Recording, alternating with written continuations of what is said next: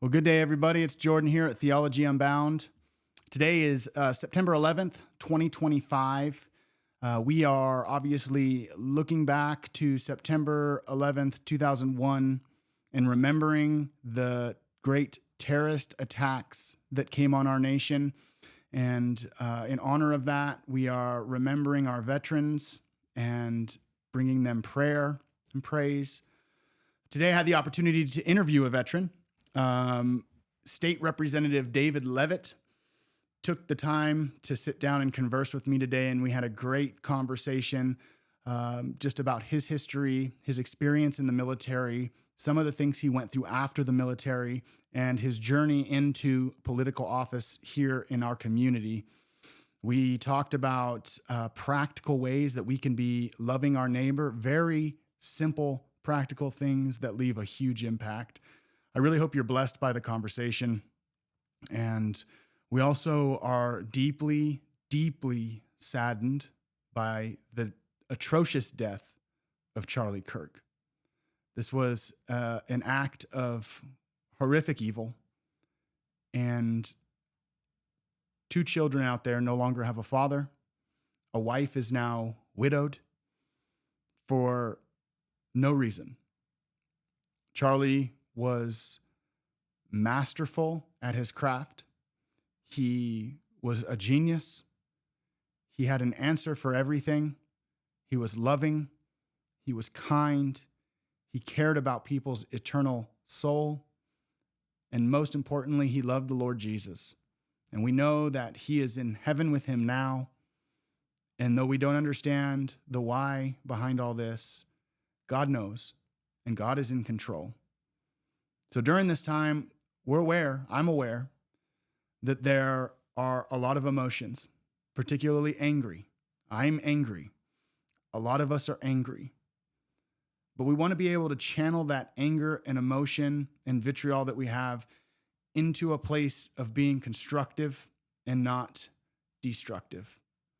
We want to be good witnesses for the gospel of Jesus Christ. We want to protect our families.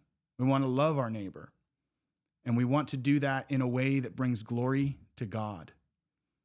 One of the ways that this situation with Charlie Kirk will be a blessing is it is opening up the eyes of many people of the true wickedness that is among us. We live in a fallen world with darkness that hates Jesus Christ, that hates the gospel, that hates all of us who are children of God.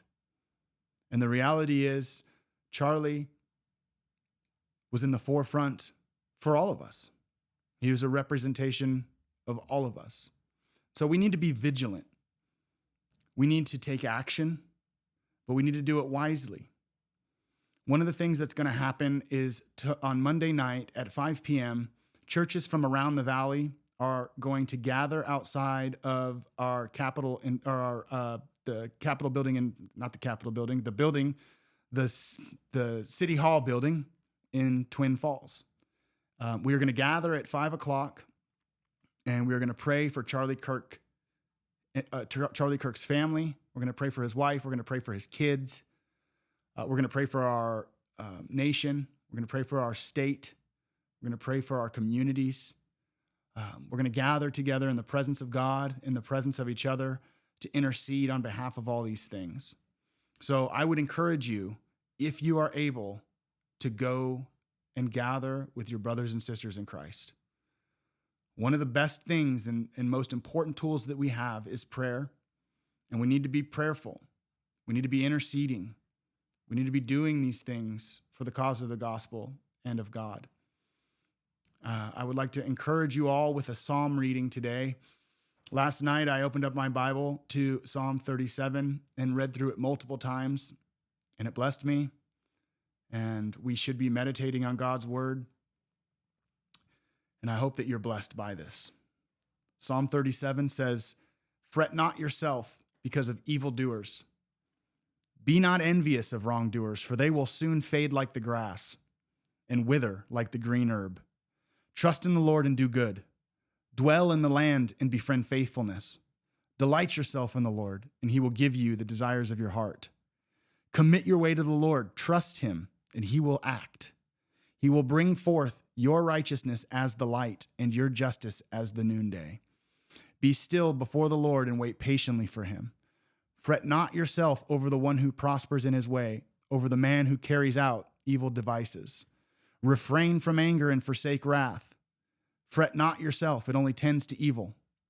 For the evildoers shall be cut off, but those who wait for the Lord shall inherit the land.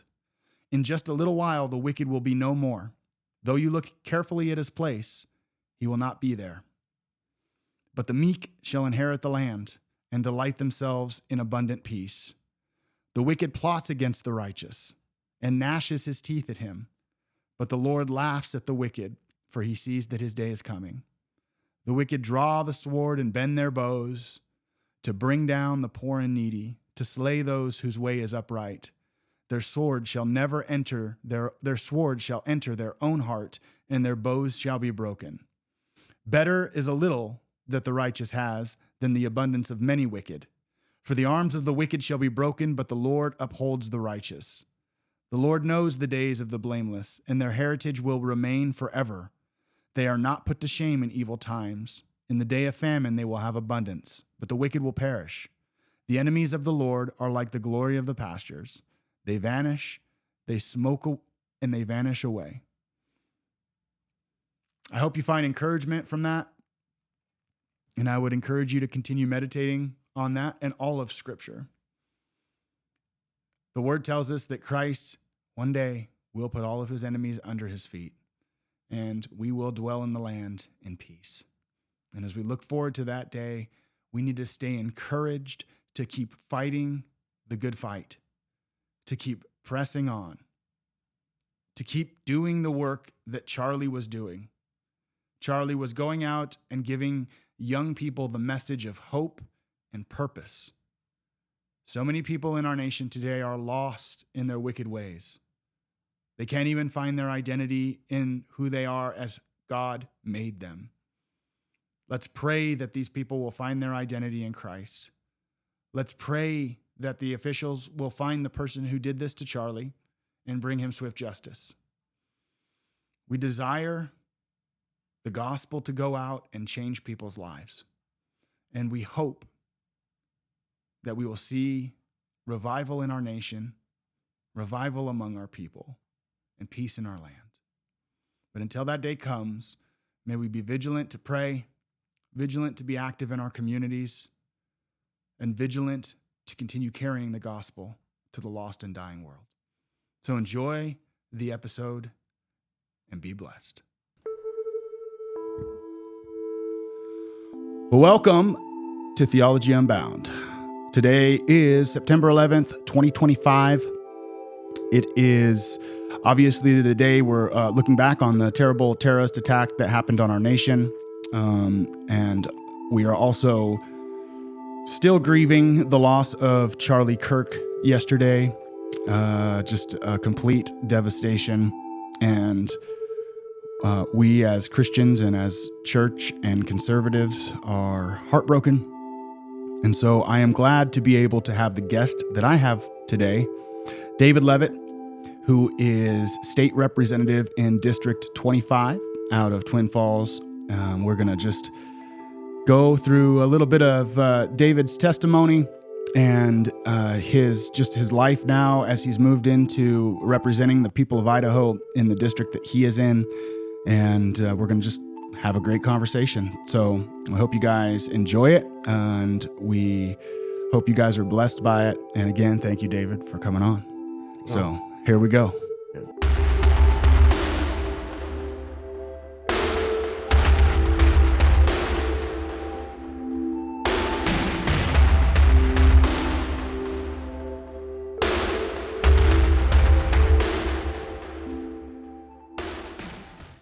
David, thank you. Thanks for having me. Yeah, really I appreciate you taking the time. I know we all have crazy schedules, and you were just giving me a little bit of what you were going through just getting here, and there's no lack of things to do. No, there's not. There's so much that's going on all the time. Yeah. It's just a lot of commitment and a lot of time to focus on doing the people's work. And yeah, for sure. Well, there's definitely no shortage of us to talk, of things for us to talk about. We have current events and things that I personally want to share on for our listeners. But I figure we could just start. We'll just kind of start at the beginning, get a little history of who you are, so our listeners can get familiar with you if they're not already, and just your life growing up. You don't have to go into like crazy detail, but just where you're from, walk to Christ. I know you're in the military, so maybe some of that, and just how you're here now at this point. Yeah, well, thank you for the opportunity to go and talk about this. I'm a native of the Magic Valley. All right. I was actually born in here in Twin Falls. Yeah, you don't have to carry the shameful California refugee tag. Yeah. So I'm a native Idahoan, All right. born and raised in the Magic Valley. It's like I grew up in Twin Falls, went to school there for the most part, moved around a little bit. Yeah. So my family, when I was born, we lived out in Rupert, and then from Rupert we moved to Meridian. Lived in Meridian for a couple of years. All right. Moved back to the Magic Valley, and I've pretty much been Magic Valley all my life, except for when I was in the military and great a couple other years. So, well, that's awesome that you get to serve at this level in your home. Yeah. Well, truth be told, I didn't even think that I'd ever be put in a position like this. Yeah. So, it's kind of crazy how the Lord opens up these doors for us. Right. Well, it's what I like to say all the time is that He provides an opportunity, and it's up for us to go and seize that opportunity. Yeah. So you grew up here, went to high school here. Did you grow up going to church? Yeah, I've come from an LDS family. Okay. So my family, they were all members of the Church of Jesus Christ of Latter-day Saints. Okay. A lot of them still are. Yeah. And so it had a huge influence on my life growing up. Mm-hmm. My father, he was, he started out as a seminary teacher for working for the Church of Jesus Christ of Latter-day Saints. Oh, so you're really involved. And eventually he became the regional director for the church educational system for Southern Idaho. Okay. So were you a missionary? I never went on a mission. I kind of had my little rebellious stage, if you will. Yeah. Where, I think we all have that at one point or another. Wanted to kind of experience the world on my own. I felt like I lived inside of a bubble. Mm-hmm. And, my parents did a really great job raising the family. Large family. I have 6 sisters and 2 brothers. Yeah. Yeah, and that's a big family. They did what they could. But with me, I guess I just had a different path and kind of rebelled a little bit. And rather than going on a mission for the Church of Jesus Christ of Latter-day Saints, instead, I ended up joining the military. Yeah. Okay. So what branch of the military did you join? I joined the Army. Yeah. So what years did you serve? I served from 2001 until 2013. Okay. So I'm guessing you did some tours. I did. All right. Where'd you go? My first tour that I did really wasn't a tour. My first duty station was in Korea. Okay. And so I guess it would be appropriate to say, since today is September 11th, I was in Korea during September 11th. Okay. So, it was pretty interesting. It was late in the evening, and I got back to my barracks and was sitting hanging out. And next thing you know, it's like a plane runs into one of the towers. And everybody starts freaking out. Yeah. Yeah. What was that? What was that atmosphere like for all you guys there? A lot of anxiety, a lot of adrenaline. They started locking everything down, going out and putting up triple strands of concertina wire. It's like the razor wire around the barracks, and completely locked down the base. We had the sirens that were going off, and within a matter of a couple of days, we were on the DMZ, patrolling the DMZ. Yeah. So that's the demilitarized zone between North and South Korea. Okay. So pretty scary place. Everywhere we went, landmines, had to stay on specific trails, and these massive pillars that they had on the roads that had big holes in them, massive concrete pillars, and these holes had charges in them. And purpose of it was if the North Koreans ever decided to go and attack, they would blow those pillars up and basically slow their maneuver down into South Korea. Wow. So pretty intense. Yeah, that's not something that the normal person is really used to seeing. No. I mean, and it was really unique being on the DMZ, where some of our military bases were very close, and at night they had loudspeakers in North Korea, and you could just hear propaganda all night off of these loudspeakers. Yeah, that's definitely mind controlling or mind altering, to say the least. So, did you go to the Middle East anytime after that? I did. after Korea, my first duty station in the United States was at Fort Campbell, Kentucky, where I was with the 101st Airborne Division. Okay. I was an infantry soldier with them at the time. Mm-hmm. And so one of the ground pounders where, kicking indoors and all that stuff. Mm-hmm. And I was part of the initial invasion of Iraq in 2003. So, Okay. so it started out in Kuwait, and air assaulted out of Kuwait into southern Iraq, and made my way from southern Iraq all the way to northern Iraq. Yeah. Yeah. So I'm, I was never in the military myself, but just being an American citizen, living through September 11th, and it's insane to think that it's been 24 years now since that's happened. Time is just flying by. But I know the pride within myself, the pain that we all felt. I can imagine being in the military. That's kind of jacked up a little bit more, like almost steroid level, Yeah, I mean, there's a lot of excitement that I experienced. There was a lot of anxiety behind it too, because of not knowing what was going to happen. When I was in Kuwait, we were staging to go into Iraq, and I remember getting a letter from my brother, and he was getting married. It was a wedding invitation. And I remember sitting there outside the tent with my buddy, and we're not sure what's going to happen because they're saying, hey, we're going to go. And I'm reading that letter and I look at him and I'm kind of teared up a little bit. I'm like, man alive, here it is. My brother's getting married, and I don't know if I'm going to be coming home in a casket or if I'm going to come back in one piece. Yeah, right. Yeah, those kind of thoughts will mess with your mind a little bit, and I'm no doubt. Well, we're glad you're here today, and you successfully made it back. When were you discharged out of or when did you complete the Army? Valentine's Day of 2013. Yeah. So yeah. What happened is my last deployment, I was injured, and come to find out, I got back stateside, and there was a couple other medical issues going on that I didn't know about, and military pretty much said that you can't do the job you're doing anymore, and so they medically discharged me. Okay, so you're on medical discharge from the military, and this was 2013. So that gives us about a 12-year gap to bring us to today. Mm-hmm. So when you got out of the military, what happens after that? Well, I guess I should back up a little bit about my experience in the military, because I didn't just spend time in Iraq. I also spent time in Afghanistan. Yeah, let's hear about that. And so my time in Iraq was very enlightening. Mm-hmm. I was doing a lot of things as an infantry soldier that was antithetical to my upbringing, where, I was told to be kind to people, to love people, and here I am kicking indoors and scaring the crap out of people. Mm-hmm. And it takes a toll on a person's soul. Yeah. When you're going against your ethics, you're going against your morality, really. Mm-hmm. And I mean, it was really hard. People wanted me to stay in the infantry because I was good at what I did.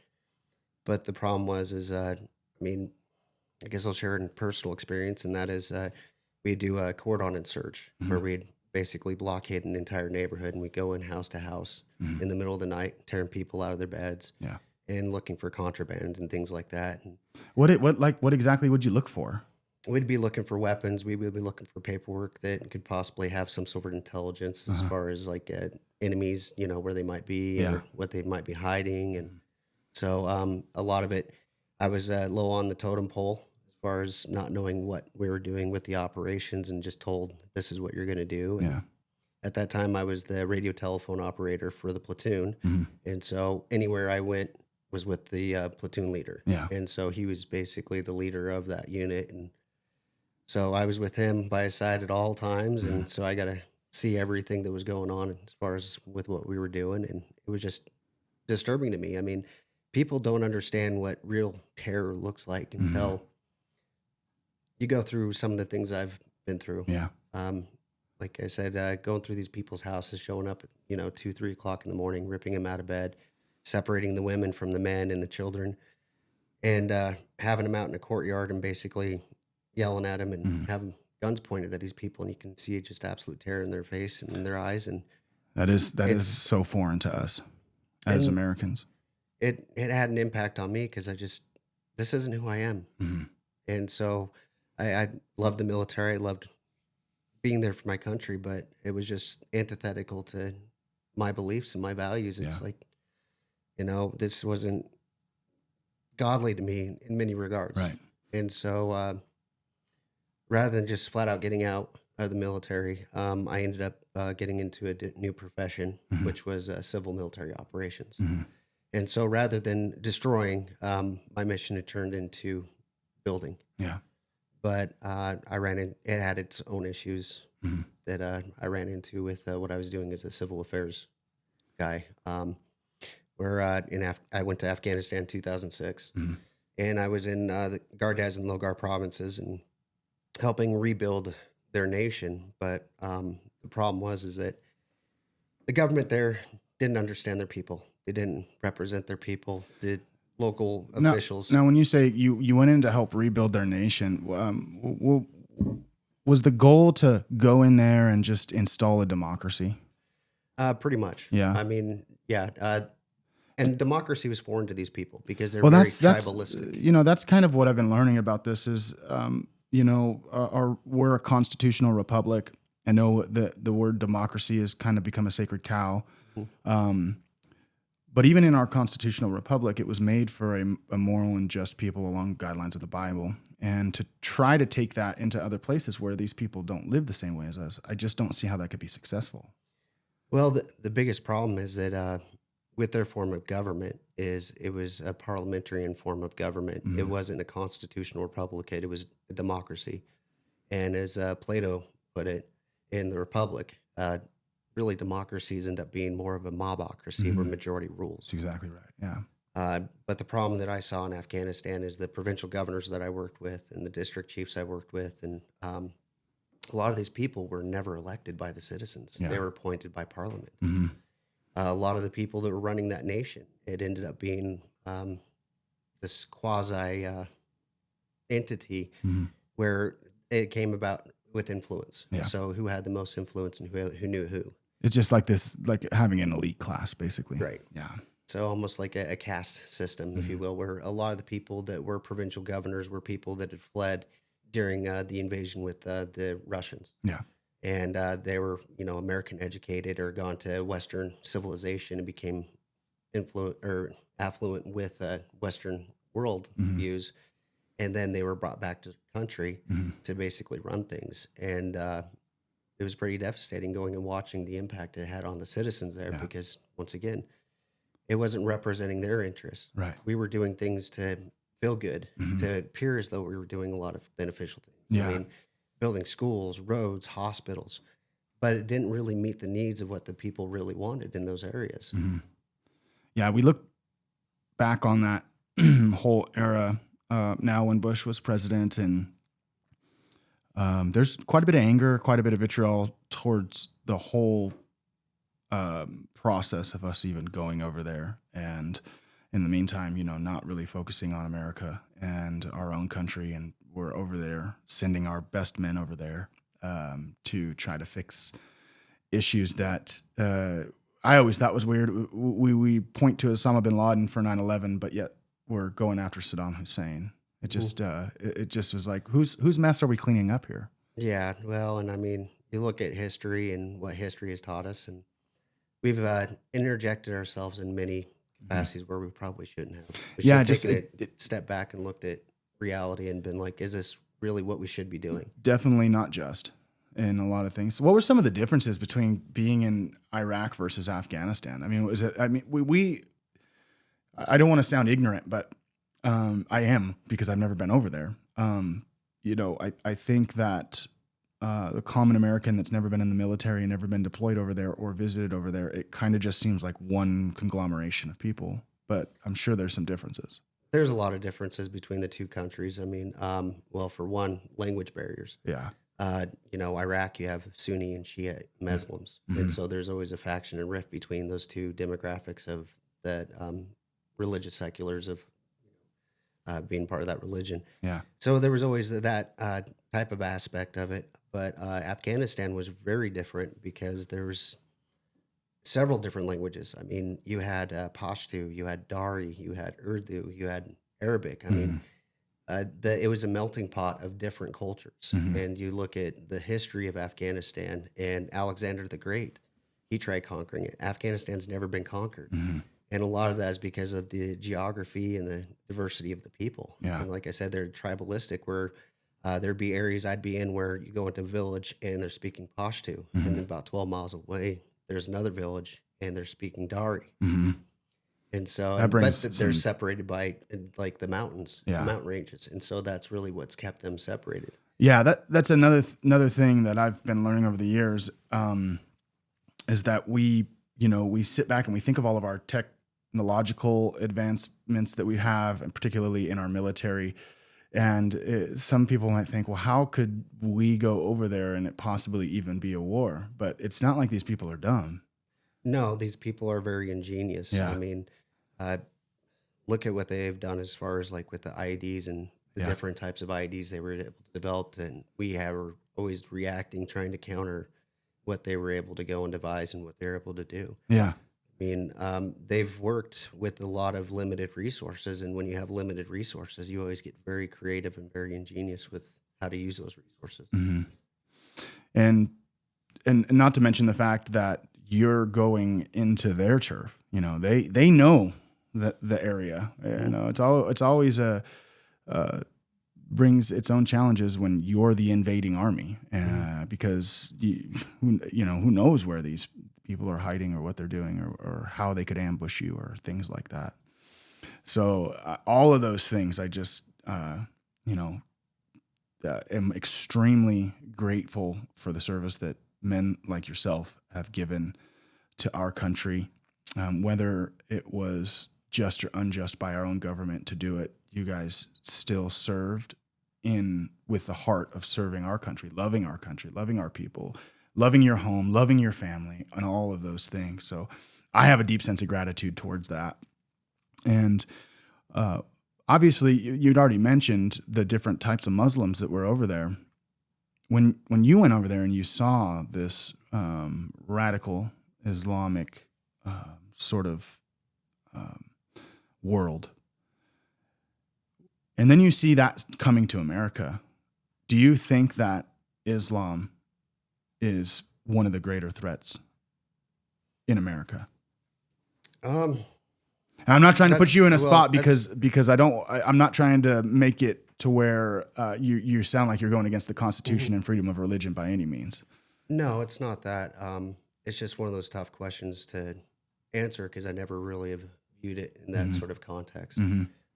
Because I think that there are a lot of good Muslims out there. Yeah. I mean, there's some Muslims that I have a deep, profound respect for, where, I'll put it this way, where there was a mission that we were out on and it was an ambush, got attacked. And if it wasn't for a Muslim, then one of my buddies wouldn't even be here. Right. Because, he got shrapnel in his face and his neck. And, anyways, we were too busy going and engaging the enemy. Yeah. And so we had one of the interpreters who was a Muslim. Right. That was sitting there applying first aid and applying pressure on his wounds to save his life. So, I mean, there are good Muslim people out there, and they do believe in taking care of one of each other. I mean, that still exists. You do have the radicalized aspect of course. But every demographic out there, every religion has the radicalized aspect of it where they take things too far to extreme. Whatever extreme it might be. Yeah. Yeah. And and Christianity is not short of that by any means. Right. Yeah. But I mean, as far as having an influence here in the U.S., I mean, there are those cases where you look at what's happening in places like Michigan, where there's a lot of concerns with that infiltration. But as far as society as a whole, it's like our constitutional republic was founded on Judeo-Christianity. And it is antithetical to a lot of the Muslim beliefs. Studying, if any student of church history, you look through the Crusade areas and you see that at some point these two religions come up against each other.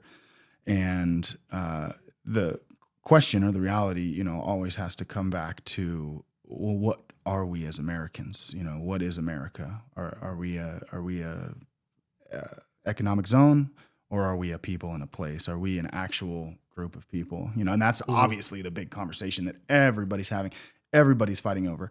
And ultimately, part of what drives this madness that got Charlie Kirk himself killed because of these battle lines of what America is and what the founders had, the vision, the Constitution saw America as being. So I love being able to pick your brain on that, because again, a lot of us, we wouldn't hear stories like that. When 9/11 happened, it created this whole nother type and form of racism towards the Islamic person or the Muslim person. And I think majority of people just saw every Muslim as a plane hijacking terrorist that wanted to kill Americans and that was chanting death to America. And the mainstream media doesn't help that, because that's what they're portraying them out to be. But I love the genuineness of the fact that there are caring people and genuine, but yeah, balancing out with going back to, we are a Christian that was or a country that was founded on the morality of the Bible and Christianity. And we look around today and it's like, man, how are we ever going to get back to that? How are we short of a miracle of God, or a miracle of just the Lord returning, or whatever it is, whatever you think eschatologically wise, which personally I'm not when it comes to eschatology, I'm not end times doomer. I believe that the gospel is going to continue to go out and disciple the nations. It doesn't mean that I'm not a fatalist for America. I love my country and I want to see America do good. But we're having this conversation on the tail ends of a man just being murdered on live TV in front of his family, in front of 3,000 people, because of these different ideologies and not being able to talk. So there might be a little emotion, in there for me when it comes to it. But other than the experience in Iraq and Afghanistan, which I'm so grateful that you're sharing with us, when you got home, what happened then? You got married, or were you married? I was married for a while, but I didn't get married for, it was a couple of years after I actually got out of the military. Yeah. Do you have kids? I don't. Okay. I remember having that conversation with you before. That's right. Yeah. I mean, my parents always give me crap about it. And like, hey, when are you going to get married, David? And my response to them is like, well, when the military issues me a wife. Military issued wife. I wonder what they'd be like. So, but no, I mean, after getting back stateside, I went through another experience where had left a very tough area. My second deployment in Afghanistan, I was in the Zabul province, which was southern Afghanistan. Mm-hmm. And it was a pretty hotbed area. And several guys got injured while there. And I was... Did you see any of your friends die? No, I didn't see any of them die. But you had friends that did die. I'd have. I mean, going back to my first deployment to Afghanistan, was getting ready to go home on leave. And... I had a friend actually two friends. I had gone through the advanced training with them at Fort Dix, and they were heading back to their base and just gotten some new vehicles. And on their way back, a suicide bomber blew up both of the vehicles and killed both of them. And so I ended up being a pallbearer for that. Mm-hmm. But I mean, it's like I've seen my friends that have been injured, and for sure. And it's not easy to go and deal with something like that, because it takes your focus off the mission and what really needs to happen in front of you, because you get heated up and get angry. And yeah. And we were having a conversation before we started about the idea of post-traumatic stress disorder. And I definitely want to hear your view on that. When you got out and you came home, did you wrestle with a lot of that?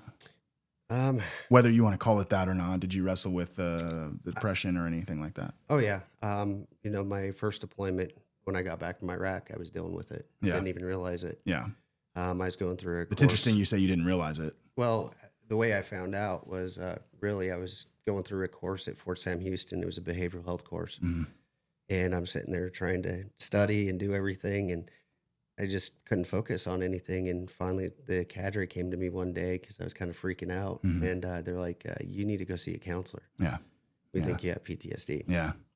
And, I kind of brushed off as though it's for the weak. Yeah. It's not a big deal. Let me just push on, because that's one thing the military teaches you, at least back in my day, was for sure. You go and you get hurt a little bit, you rub some dirt on it, take some Motrin, drink water, and walk it off. Yeah. But I had been dealing with it for quite a while and not even realizing it. And it kind of grew accustomed to dealing with the issues with it and, disassociated myself from a lot of people. And even my family noticed quite a bit the changes that had happened. And Yeah. so, but I mean, after my last deployment, though, still dealing with a lot of it. But I came back and I left one battle zone for another battle zone, if you will, where I was going through my medical evaluation board. Some of the soldiers that were there at the base I was at, I was in Afghanistan with. They weren't part of my unit. I had just been attached to them, got to know them a little bit, and saw how they were being treated by our own military. Yeah. And it was really angering for me because these guys, they'd been through a lot. People hadn't seen what these people had gone through like I had.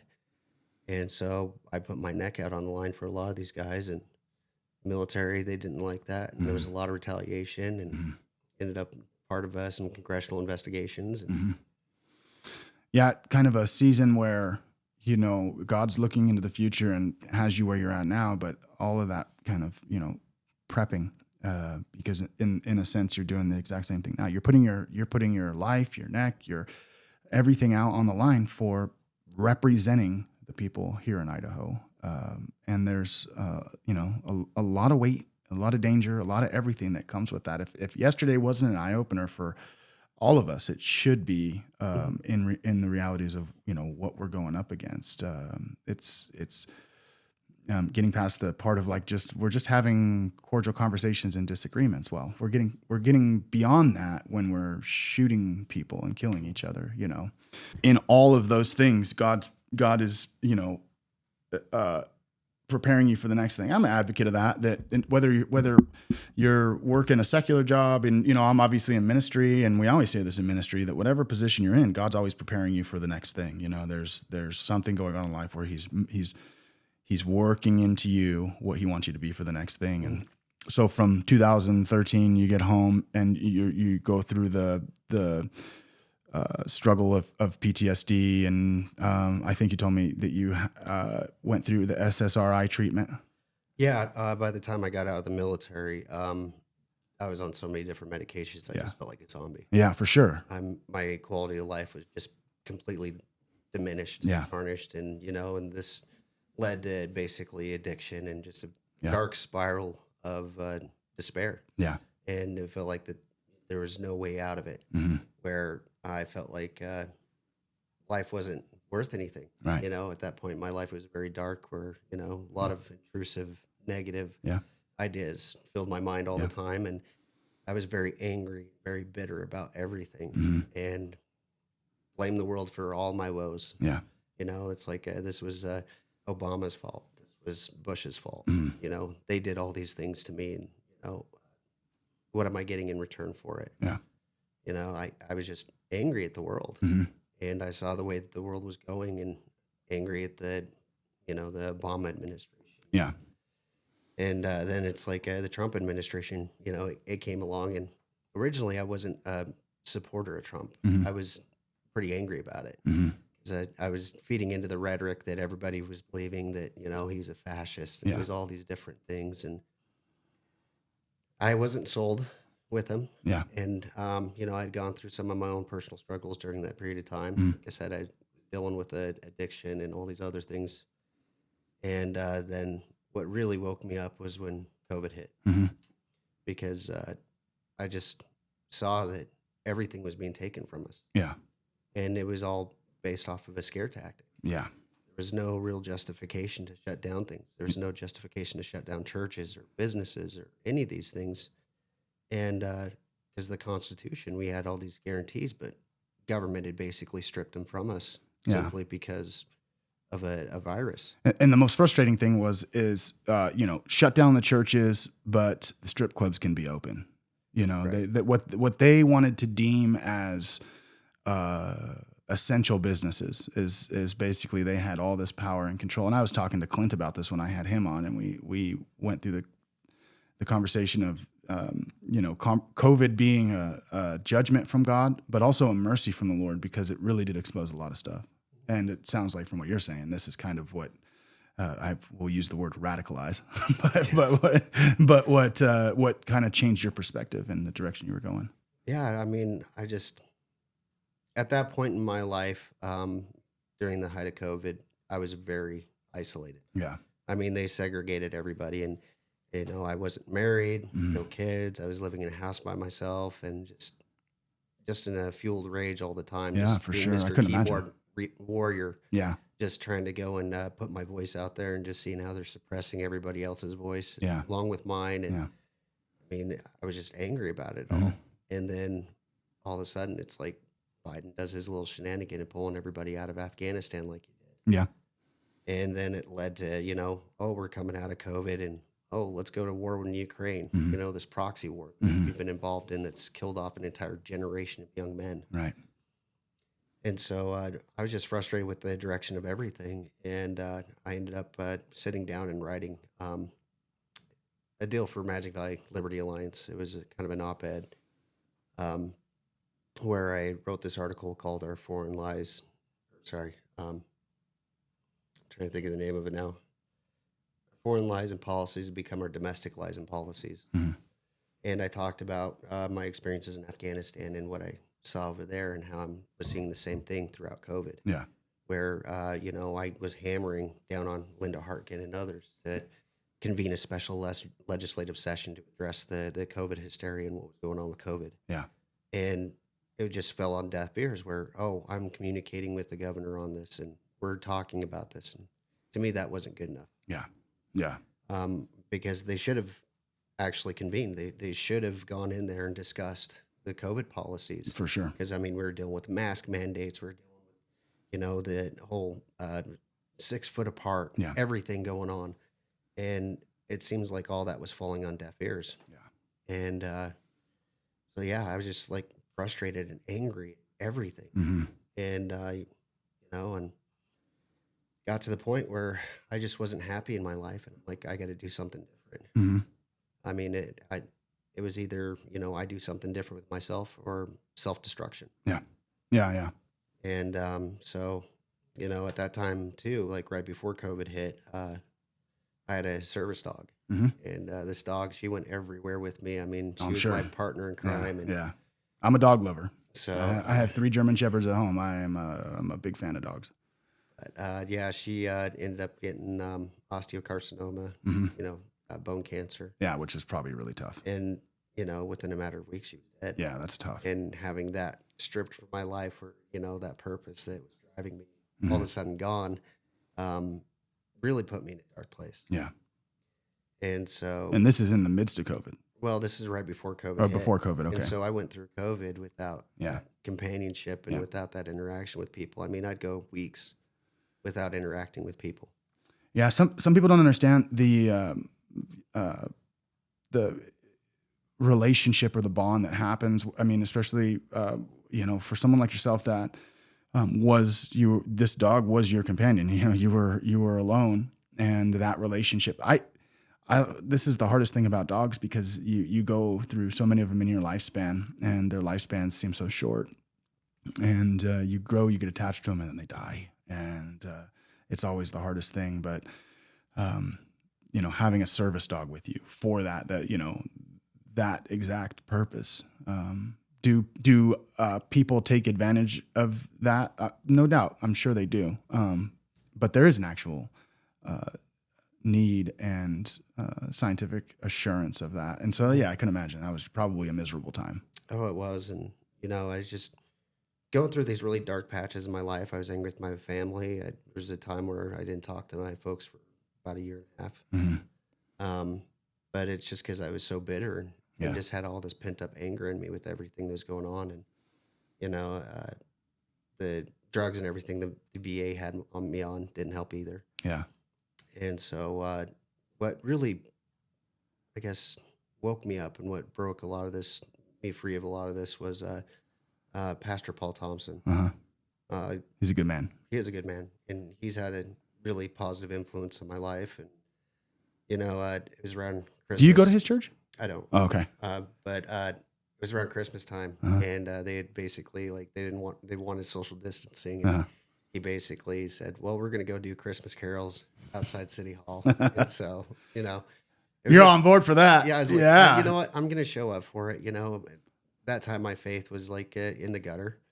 Didn't have anything I was really believing in, or just kind of going with the flow of stuff. And it was just starting to interact with people like that and starting to see like-minded people and getting more involved. I mean, Shane Class, another individual who really rallied a lot of the troops against the mask mandates. Yeah. You know, so he drove home a lot of that.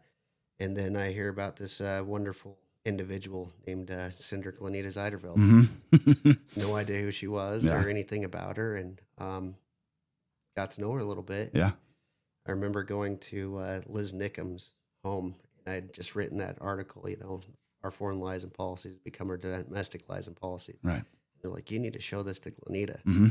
So I show it to her, and she read through it, and a lot of people liked it. Now that I look back on it, it's like, man, I was so horrible with that writing. It was so long and drawn out. I think I've gotten a little bit better. I guarantee you, anybody that writes or records sermons or anything like that, we always look back on our old stuff. We're like, oh my gosh, this is put me out of my misery. I can't do this. Right?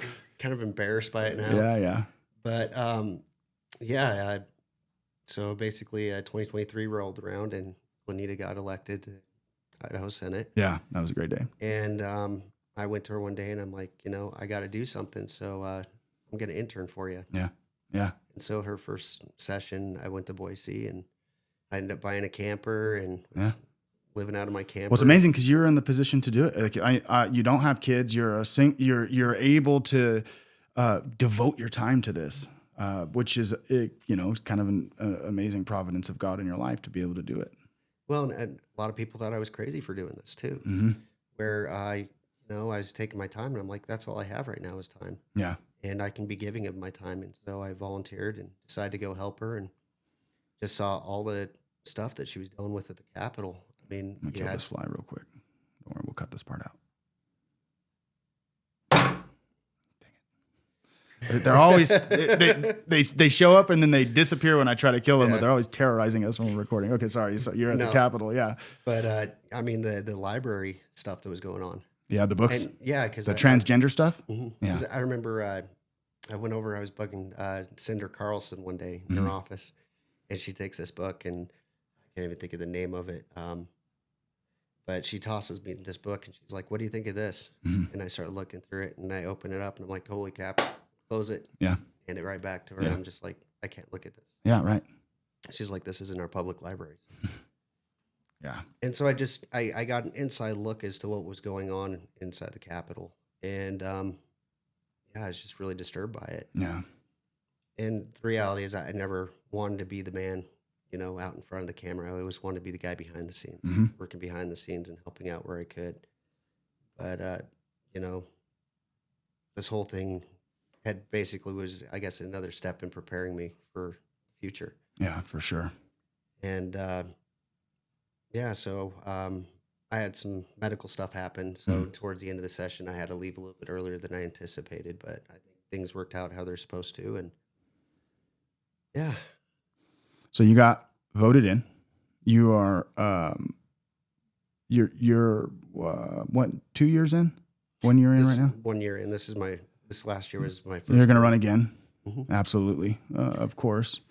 So going from this place of frustration and rage, which I think a lot of people feel. I think especially today, a lot of people are feeling that.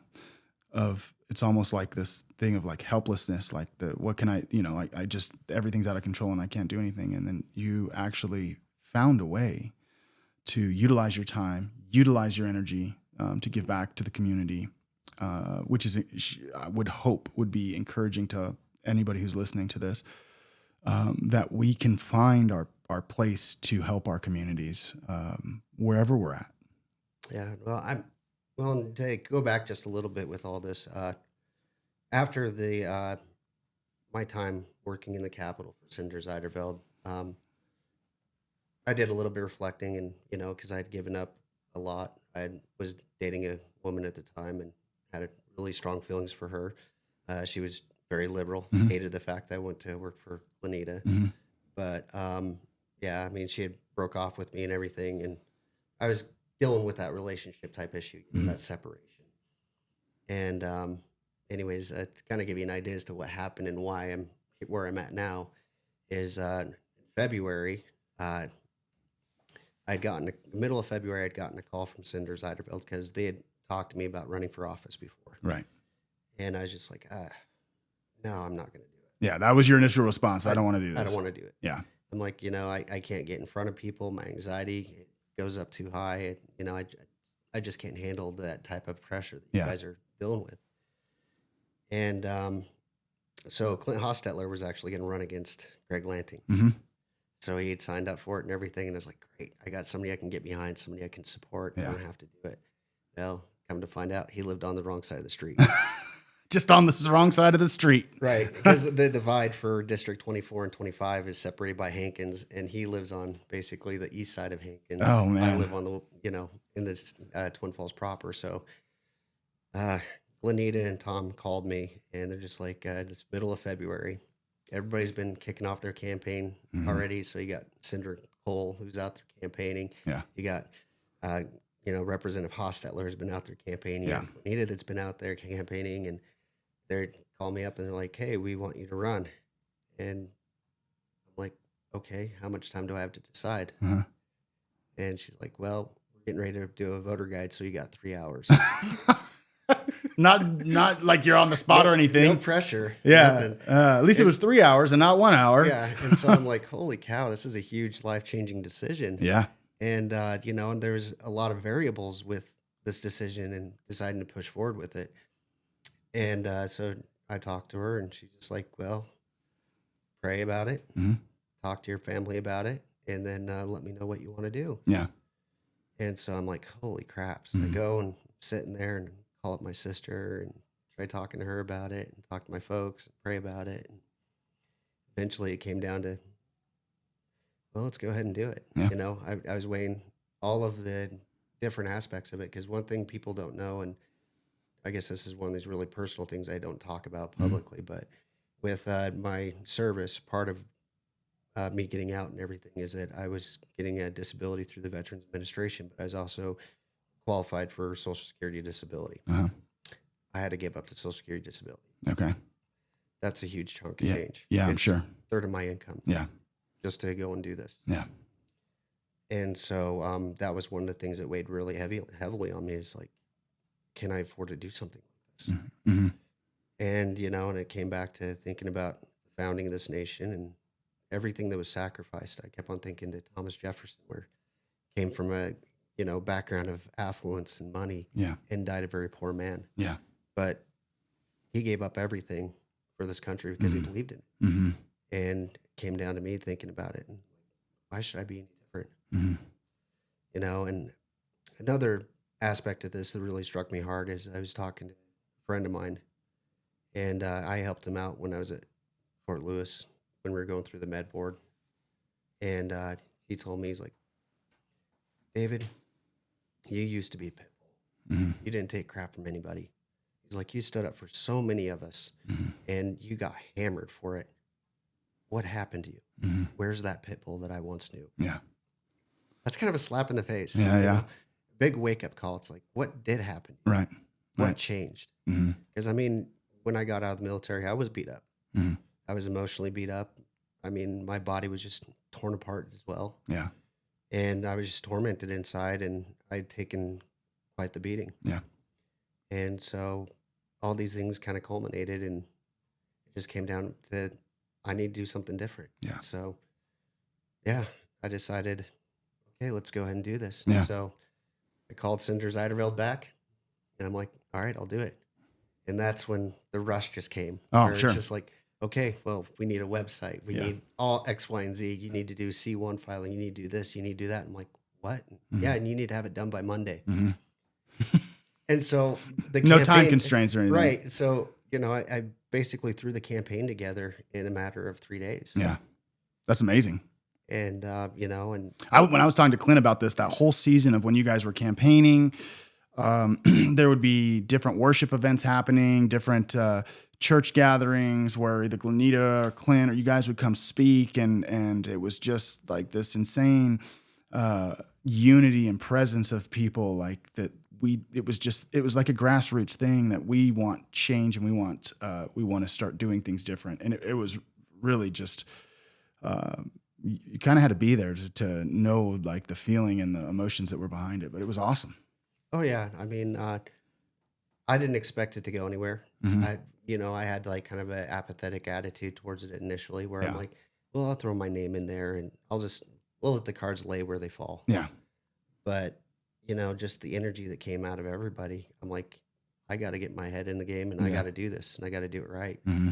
And I think that there was a lot of divine intervention that happened with the whole campaign. I've been writing a book, and in this book I talk a little bit about this.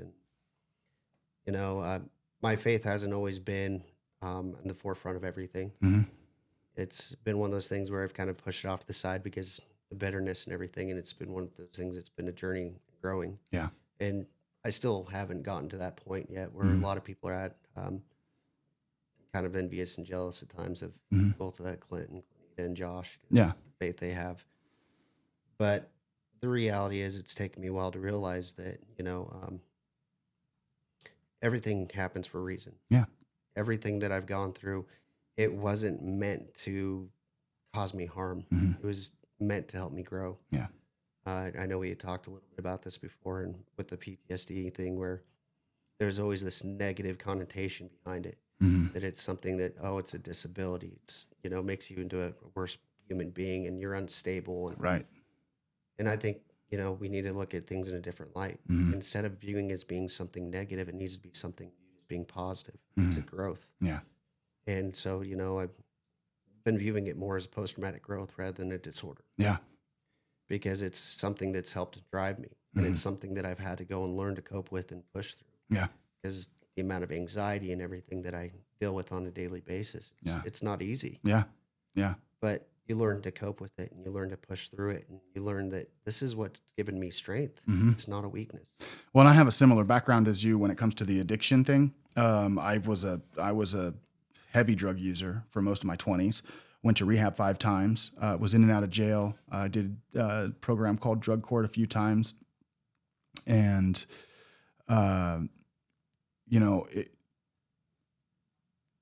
it's that's in the back of your mind.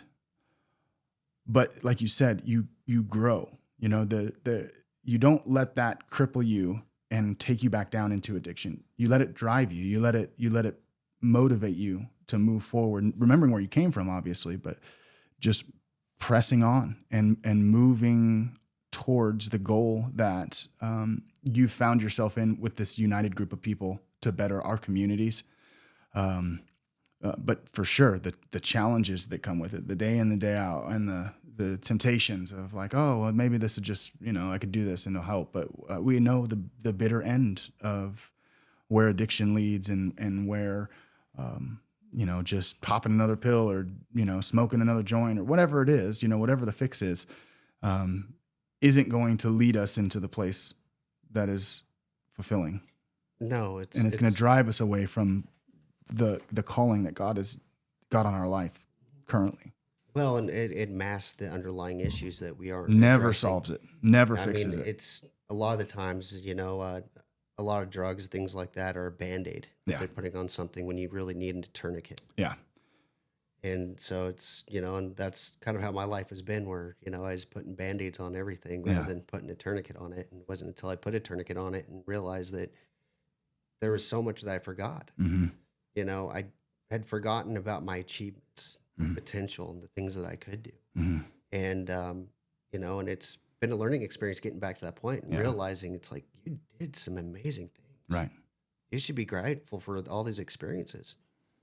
And, this last year I was talking to my mother, and I think my folks are extremely proud of where I'm at. Yeah. Yeah. And my mother told me, she's like, David, you know what? You were never meant to go on a mission for the LDS church. She's like, your mission is now. God had a bigger calling for you than you even realized. And he wanted you to go through all this adversity because he needed you to be prepared for what's ahead. Yeah.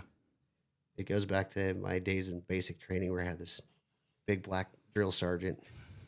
And, guys seem mean as heck, but that's like the picture perfect drill sergeant in all of our minds. Like that's like major pain. Yeah. But, he'd get in front of us in basic training and be like, all right, listen up, first platoon. You ain't seen nothing yet. That's always encouraging to hear right off the bat. And it's like, always brush it off as basically, it's just rhetoric and stuff. But yeah.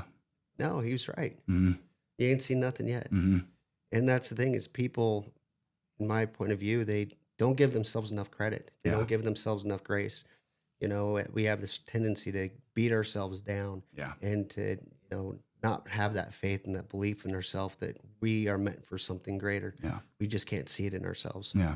I preached on this last night. I preached a message out of Philippians, and I was talking about discouragement. And I was tying everything that just happened with Charlie into this. And when we see these things that are happening around us, the temptation of discouragement is so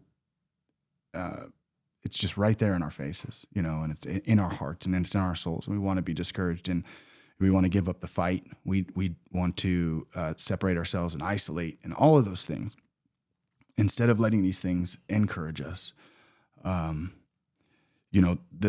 This whole battle that we're all in together as conservatives, as Christians, whatever, side of the religious aspect that we fall on. If we're conservatives, there's clearly a fight, and it's a brutal fight. And I think it's so important, more than anything else, obviously, that we as a church, all my listeners, probably mostly our churchgoers, we're praying for you guys. We're interceding on your behalf. We're praying for your protection and all of those things. But it's so important for us to stay encouraged that, God's not done working. We don't want the mentality of doomsday. This is the end. I have 2 children. I want to live to see my grandchildren. And so having people like you in office who have the values that would reflect the way we want to live our life is an encouragement, not a discouragement. And, people don't understand the weight that comes with that. Just shifting this a little bit, yesterday was a big eye-opener, as anytime something like this happens, whether it was JFK or Robert Kennedy, or the attempted assassination on Trump, or now the very tragic assassination that happened to Charlie Kirk. We are up against, it's not just a physical battle. Obviously, yes, it's a spiritual battle as well. But we're up against something that is vicious and angry and hateful and hates us. I mean, the reality is hates, and I mean hate to the deepest core of want us dead. Charlie was just a representation of all of us, and I have friends and family who are Democrats. And I'm not lumping them all together, but this extreme wokeism, transgenderism, hateful rhetoric, ideology that has been pressed by the mainstream media and, has caused this sort of vitriol, is demonic in its core, I believe. And it's something that if we don't do anything about this, they're coming for us. They're coming for the churches. They're coming for the conservatives. And if we don't do it, if we don't take responsibility, if we don't let this stir us up and move us to press forward, that's what we have to look forward to. Yeah, well, I mean, I don't know if you know much about Sun Tzu's Art of War. Oh, I love that book. But, you always use the enemy's momentum against them. Yeah. And looking at inside of a different context rather than just war, because, I mean, technically we are inside of like this battle. There's always a lesson to be learned from everything that we experience. Yeah. And yesterday's event, I mean, it feeds into that resolve where it's showing it's like we need to go and take a more proactive approach. Yes. We need to stand up. We need to be stronger. Yeah. I mean, we've dropped the ball on so many things, and reality is we've expected a superhero to come along and to, be there for us. Viktor Frankl. We just want to stay complacent and have the, whether for some of us, if that person's Donald Trump or whoever it is, it's like, well, they're in, it's all good. Yeah. And that's not the case. No. Viktor Frankl, I don't know if you've read his book, Man's Search for Meaning. Mm-mm. Well, he talks about this sounds one good term, just from the title. It's called a delusion of reprieve, Mm-hmm. where he was inside the internment camps during Nazi Germany. Mm-hmm. They're stripped of everything, their clothing, every personal belonging they had. And they had this belief that if they were nice enough to the guards, if they did what the guards wanted them to do, that those guards would have sympathy for them and give them their belongings back. Mm-hmm. But that just wasn't the case. Yeah, I'm sure. And society, I think, as a whole, a lot of people believe that if we sit there and we do what society wants us to do, that they'll give us our rights, that, we'll be able just to have them and, everything's going to be hunky-dory. Yeah. But the reality is it's a defeatist mentality. It's a victimhood sort of mentality. Yeah. And we can't be that way anymore. Yeah. We need to change our mentality. We cannot be victims. The only victim is when a person is defeatist, when they believe that they've been defeated. Yeah. And it's a matter of getting past all that, figuring out how can I go and become a better person. Yeah. It's a stupid saying that my mom used to tell me growing up is called the best helping hand you'll ever have is at the end of your own arm. I swear she got it from a bubblegum wrapper or something. I don't know. There's a lot of truth there. But there is a lot of truth. Yeah. And that's the reality is that if your life is in the gutters, if you feel like your life sucks, it's not up to somebody else to fix it for you. It's up to you to fix it. Yeah. It's up to you to take the initiative and to get off your rear end and do something about it. Well, even as, Christians, we can't fall into the category of, okay, I put my faith in God. Now God's going to fix everything in my life. And then you just sit around and not do anything. No, we're called to action. We're called to do things, whether it begins at repentance and changing the lifestyle we were living and coming out of maybe addictions or abuses or whatever it is. We have to repent from that.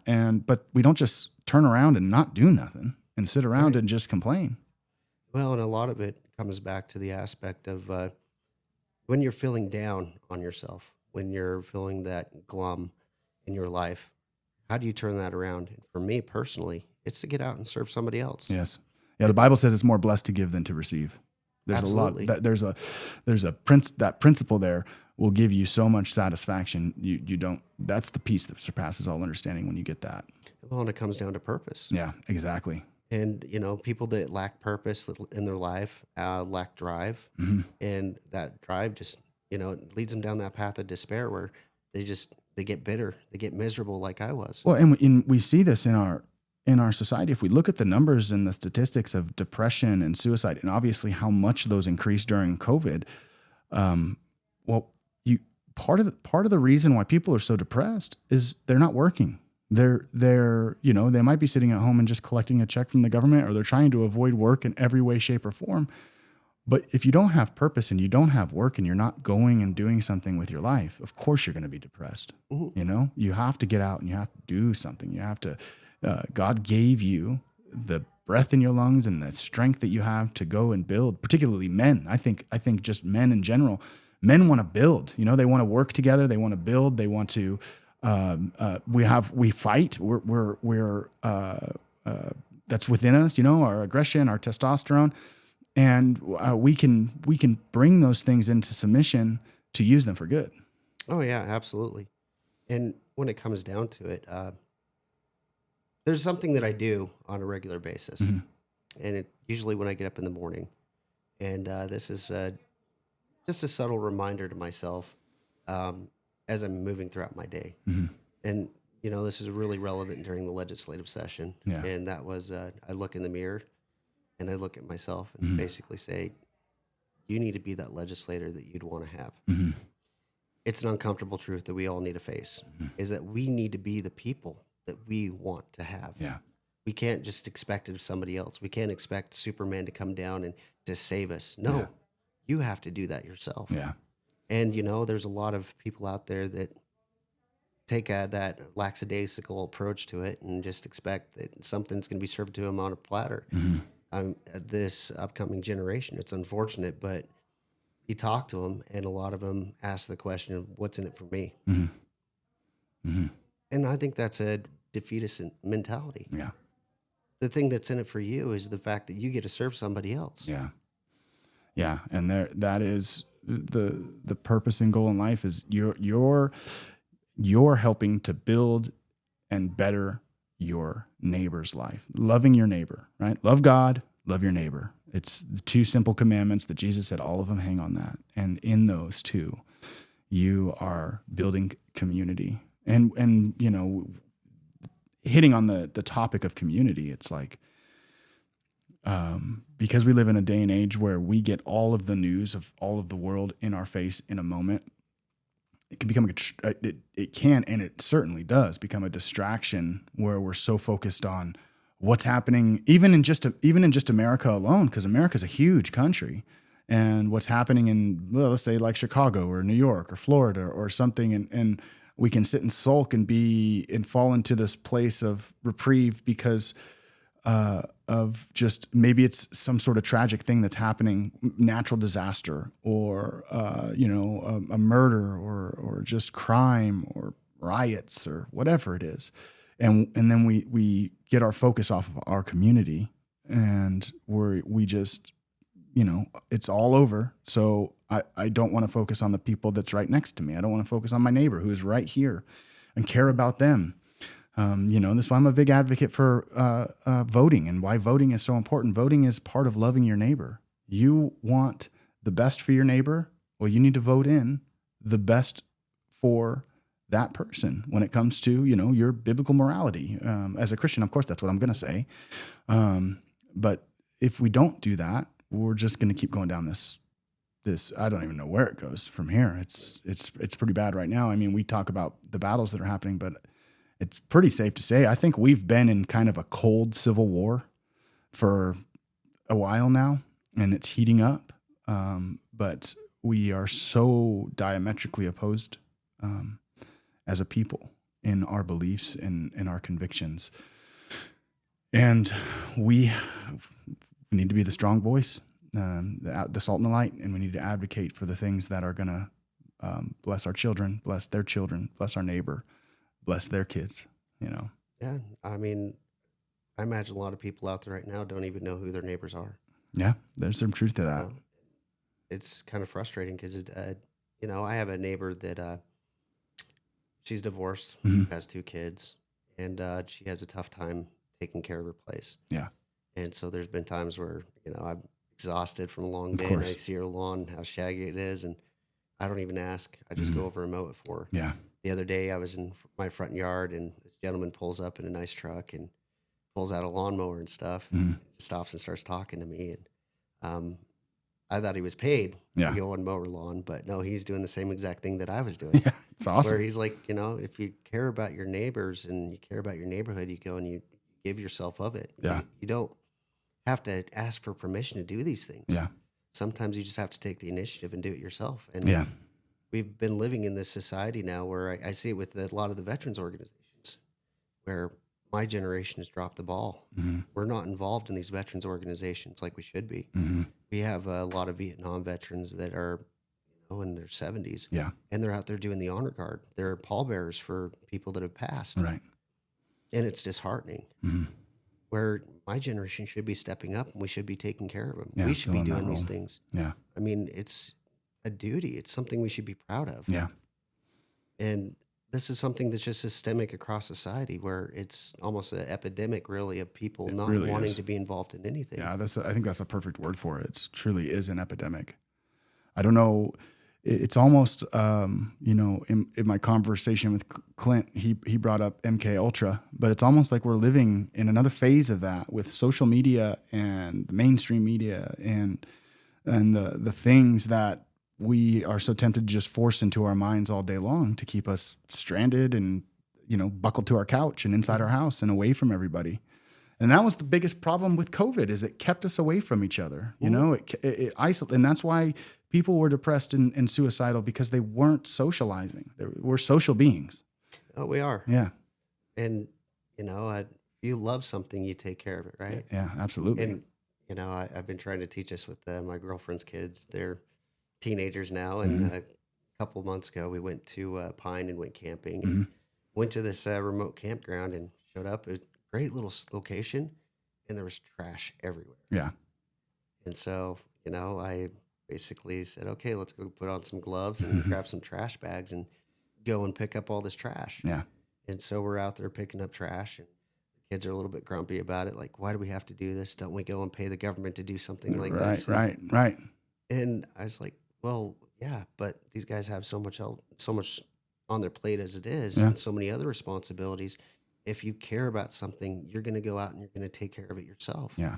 You know, you leave things better than what you found them. And we've really gone away from that, where now it's more of a society where everybody wants something, and there's that expectation that they're going to get it. Yeah. But, you know, sometimes you have to be giving of yourself in order to go and provide something, a better service to somebody else comes along. Yeah. Which makes me grateful that you have that mentality, and hopefully through laboring and prayer and working and spreading that through simple things, whether it's mowing your neighbor's grass. I did the same thing. I didn't mow her grass, but we all of us on our street, because we had weeds along our back fence line, were notified by the city to get these weeds pulled per code. And she had texted me because she was at work and she has a Ring camera on her house. And she's like, oh, we go see what that is, because I don't, you know what. And so I went and saw it. We all had the same one. Per this code, you have to get the weeds off your fence lines. And I could tell she was concerned, because she was, you know, well, you know, is there a date on it by the time I have to get it done? And I just went out there. I did my fence line, her fence line, and the next neighbor's fence line, all the way down. And just, you know, it is a simple thing, but it is truly loving your neighbor. And simple things like that leave more of an impact than we'll ever know. Yeah. I mean, and that's what we need to do, is we need to live an living impact on everybody around us. And it's true. We've just gone astray, and we've lost our sense of identity. And I think that identity can be found when we serve other people. Yeah, absolutely. And, you know, particularly for Christians with our identity in Christ, that's the core belief. It's about serving each other. It's about using the gifts you have to help each other. And, you know, again, I've had the opportunity to interview Glenita, which I actually am going to interview her twice because I messed up the camera on the first interview. So lucky for her. And then I had Clint last week, and now I've had yourself on here. And I say the same thing every time. It encourages me to know that we have people in our public offices who care about their neighbor, who care about their community, and who want to help, fix the mess that we're in. Because everyone will agree we're in a mess. Everyone can talk about it, but talking won't get you very far. Right. I mean, I'm a person that likes to. I mean, with my military experience, one thing I learned is that if you have a problem, you never go to leadership with a problem and not have a solution to provide as well. Mm-hmm. And I think we need to start coming up with more solutions. Right now, one of the biggest things that I see personally are people coming to me and asking me to go and do things legislatively that directly impact them. And well, you're the man. I can go to you. I'd come to you, and you can fix it. I wish. No, I mean, that's the problem, though, is that government shouldn't be the end-all, be-all for everything. Yeah. And we've turned it into that end-all, be-all for everything. And a lot of it is, it's not the proper role of government for a lot of the things we are doing. Yeah, they've gone outside their sphere. I mean, I've been working on a book, and part of it, I've been digging into a lot of different issues that have been created over the years. It's part of it, I'm coining the term foundational creep, where there's a precedence that's created, and that precedence keeps on compounding, and it builds up all that pressure until there's an absolute chaos that breaks out because of a catastrophe. Yeah. And the problem with this aspect is that we've become so accustomed to government providing everything for us when it's really not the proper role. Yeah. I mean, look at hospitals, for instance. Yeah. You look at just look at their names. Yeah. St. Mary, Exactly. St. Luke, Yeah. St. Clinton said Al. the same thing. So true. And they started out as ministries. Yep. And they started out as nonprofits. And then they've eventually morphed into these behemoths that are just like a massive corporation. Yeah. And rather than basing it off of their own charity, it's now become the government's charity to provide these things to people. Yeah. Yeah. And the same thing for education.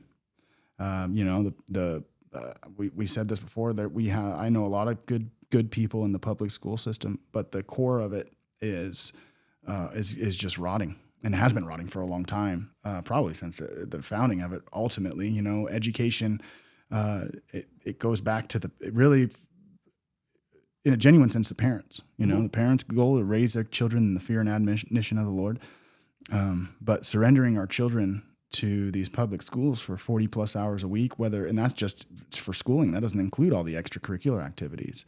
You have to, as a parent, be working overtime in your child's life to almost rewrite some of the things that they're learning. It goes back to the book thing you were talking about in libraries, and those are just as bad, if not worse, in the schools.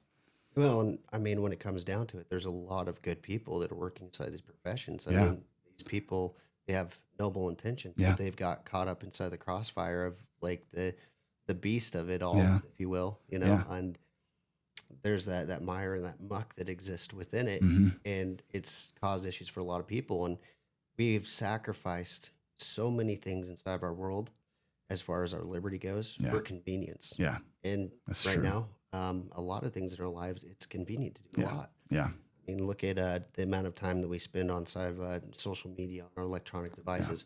What did we give up for those? Exactly. Yeah. We've given up on a lot of like personal relationships, and one-on-one relationships, when now more people have a better relationship with their electronic devices than they do with anybody else. And it doesn't leave them as a genuine person, because, if we're all honest, we can be a different person behind the keyboard than we are in real life. No doubt about it. And that we don't have to have an anonymous account for that. We just are, just naturally, because we're not in the presence of somebody. We're not actually in the circle and with each other. Yeah. And I mean, there's more to the senses that the person has other than just, the visual or, auditory, but there's also the smell. Yeah, absolutely. All those things. And, we lose out on a lot of that when we're not interacting with each other one-on-one and having that interpersonal relationship. Yeah, eating with each other is a big one. That's actually a big biblical thing. Jesus did that. He broke bread with his people. There's a intimate thing about sitting down and breaking bread together. Well, I mean, you look at a lot of the behavioral health stuff nowadays, where they have telehealth, where you can sit in front of a computer screen and talk to a counselor over a computer screen. Yeah. And to me, I absolutely hate those things, because how are you supposed to build rapport with somebody if you're not using all of your senses that you were giving? Right. And honestly, I'm sure if it's not already happening, it will be soon. That it'll be an AI bot that you're talking to. It's not even going to be a real person. It's going to look like a person, but it's an incompassionate, unfeeling, senseless AI bot that has no compassion or idea what it is to be a human and to live as a human. That's why I keep preaching, but again, I'm a pastor, so I love what Hebrews 4 says about Jesus Christ being our high priest and sympathizing with us, because he became a human and he knows our weaknesses and he knows what we go through. And when we grab onto that truth and we understand that Jesus knows what we're going through, and you apply that to each other, that we know what each other are going through, it opens up areas of communication and builds bridges, and it truly ministers to each other. We encourage each other daily. You don't need to be in the church building to encourage somebody. You can encourage the person you see at the grocery store. You can encourage the person you see at the gas station or wherever you go. It's a gifting that we have for each other, and we need that to live and survive and thrive as humans. Oh, we absolutely do. Yeah, it's interesting, because I don't know about you, but there's been times where there's been somebody standing inside of a line and, don't have the money to go purchase something. Oh, for sure. I'll turn around and I'll be like, you see them like starting to take off things. Oh, I can't afford that. I can't afford that. Yeah. Yeah. And, and it's simple things like that where it's like, you don't even have to know the person. Yeah. You can still do stuff for them. I mean, I've done crazy stuff in my life. Like, I was driving back to Florida from Wyoming, and I was going through Memphis, Tennessee. Mm-hmm. And as I was driving down the road, there was a guy that was on the side of the road in an El Camino. Yeah. And this is kind of a rough part of Memphis. And so I'm like, all right, you know what? I'm going to stop and help him. Yeah. And I get out of my vehicle because I always have tools with me in my vehicles. Yeah. It's just something habit my dad instilled in me as a kid. And I jump out, and his fuel pump had gone out in his El Camino. And he was sitting underneath his vehicle trying to suck fuel through it. Get it going. Yeah. Siphon it through. Yeah. And the guy's just covered in gasoline. And it's this black gentleman. And I'm talking to him. He's like, yeah, I'm running late for work. And he's like, I'm just stressed. He's like, I got this job and I need to get to work. My fuel pump went out. I've just been trying to get it going again. And so pulled out the tools and I helped him change out the fuel pump. And this guy's, you know, I don't know who he is. Don't know anything about him whatsoever. Yeah. And he was soaked in gasoline. And we changed out the fuel pump and I'm looking at him and I'm like, he can't go to work this way. Yeah, for sure. I mean, reeking of gasoline and it's got to be burning. I mean, the guy was soaked in it. And so I go back to my vehicle and I pull out some clothes and I gave him a pair of shorts because, I mean, he was a taller guy, so obviously it wasn't going to fit in my jeans. But I pulled out a pair of shorts for him and I grabbed a T-shirt for him and I gave him to him and he looked at me like I was crazy. Yeah. Yeah. Yeah. They're not used to something like that. And I got him some water because he'd been sucking on that hose. For sure. I'd have that taste of gasoline in his terrible. mouth and stuff. And anyways, he was just floored and the guy was just sitting there crying. Yeah. It's amazing the impact that something like that can have on a person. It could change the trajectory of their life. Yeah. You just never know. And you never know who you're going to have an impact on when you go and you do these types of deeds for other people. I mean, another experience for me was, I was playing hooky from work one day when I was in Washington. I was heading back to my house. And anyways, I'm driving down the road and I see this red Jeep on the side of the road. And there's a guy underneath the Jeep and like, well, let me stop and help him. I'm in uniform. Yeah. So I jump out of the vehicle and every good soldier carries a knife on him. And so it's like, I jump out of the vehicle and have my knife on me and I'm like, hey, what's going on? Can I help you? And he's like, yeah, I was back here four-wheeling and somebody threw some carpet out on one of these trails and it wrapped around the drive shaft. And he's like, I can't go anywhere. And so he's like, I'm trying to get it off the drive shaft. I don't have a knife or anything on me. I'm like, all right, well, let me get underneath there and do it. Yeah. So I crawl underneath there in my uniform and pull out my knife and I'm cutting that carpet out. And he starts asking me, so it's like, so you're from Fort Lewis, huh? And I'm like, yeah, I'm stationed over there. He's like, where's your unit? And he started asking me all these questions. And I didn't think anything of it because it was an older gentleman. Yeah. Well, I ended up cutting all the carpet off and, you know, kind of left it at that. And I'm like, well, enjoy the rest of your day. And anyways, that day I get back to my unit and we have a close of business ceremony that we do every single day. So everybody does a formation and make sure everybody's accounted for and all that fun stuff. And I'm sitting there and like my commander's up there, my battalion commander's standing in the back, and which is a little bit odd. They don't normally do that. Yeah, for sure. And then next thing you know, it's like they call me out and they're like, hey, Sergeant Leavitt, you need to stand by after we release everybody. Oh, boy. I'm like, crap, Yeah, they found out. Yeah. They found out that I was playing hooky. And so anyways, I go over to him after the formation and standing in attention, good soldier. Of course. And they're like, so Sergeant Leavitt, where were you today? And I'm like, I went home. And they're like, They caught you. Yeah, we knew. And I'm like, yeah, how did you find out? And they're like, we got a phone call today. And I'm like, really? They're like, yeah. This gentleman called us today to go and tell us that you helped him go and cut some carpet out from underneath his vehicle. And they're like, do you know who that was? I'm like, I have no idea.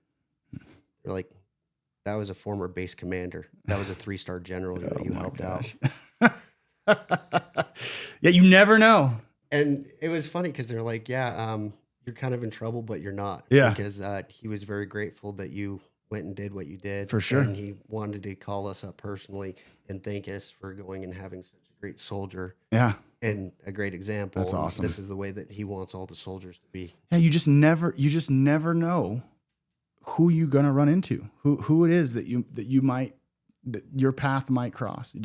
You just don't know when you're showing those general acts of kindness.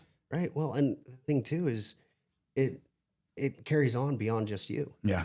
Because if somebody goes and sees you doing a deed like that, maybe they're going to find it in their heart that they need to help somebody out. Yeah. And you never know who you're going to end up helping out. And it could be life-changing for them. Yeah. And you don't know how many lives that person's going to impact from the simple act of kindness you did from them. It's amazing. Like I said, on this podcast, we like to talk about theology and things a lot.